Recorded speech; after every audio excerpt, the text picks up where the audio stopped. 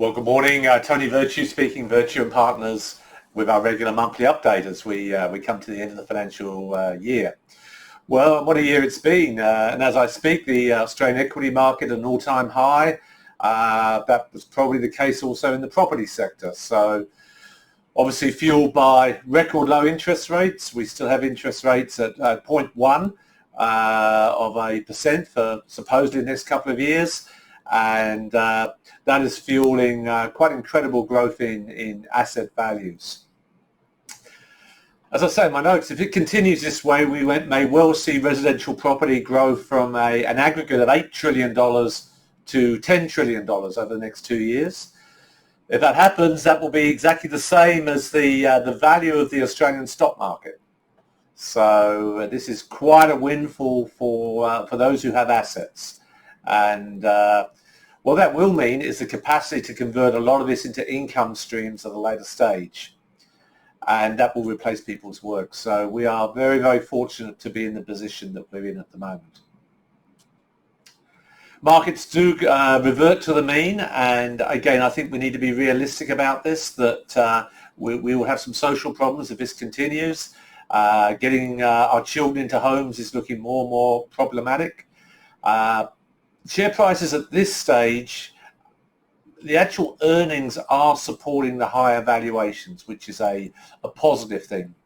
Particularly in the banking, financial services sector, which pays much of the dividends for us to live off in the Australian market. Those dividends are coming back, and that's an encouragement. And the bellwether CBA, as I speak, just hits $103. That's very different from $55 this time last year. So much to be grateful for at the moment. The government has again stimulated in the superannuation area. As of 2 weeks' time, 1 July, you'll be able to increase your work-related super from 25 to 27,500. Your after-tax contributions from 100 to 110,000. Those of you employed, the superannuation guarantee goes up to 10%. And those of you in retirement, the amount you can have in the retirement phase grows from 1.6 to 1.7, and the income from that remains tax-free.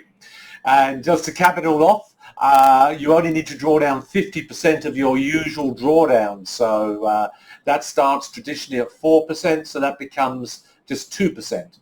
Now that's pretty good because it means you'll be able to retain your capital far, far longer. Now all of this money's got to go somewhere, and primarily that will go into growth assets, that will be equities, it will be property, and the combined effort of that will be to increase the collective wealth of the community.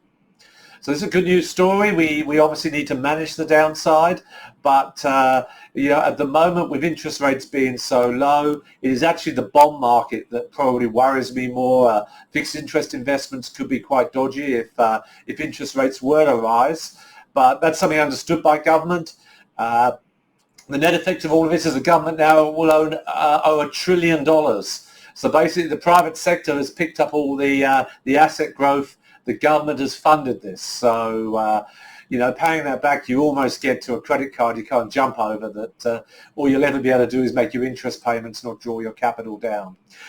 We've got a major presentation available on the website that goes through this in much, much more detail, but this gives you a good flavour of what is happening.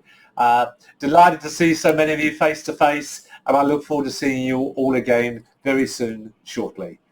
Tony Virtue, when experience pays.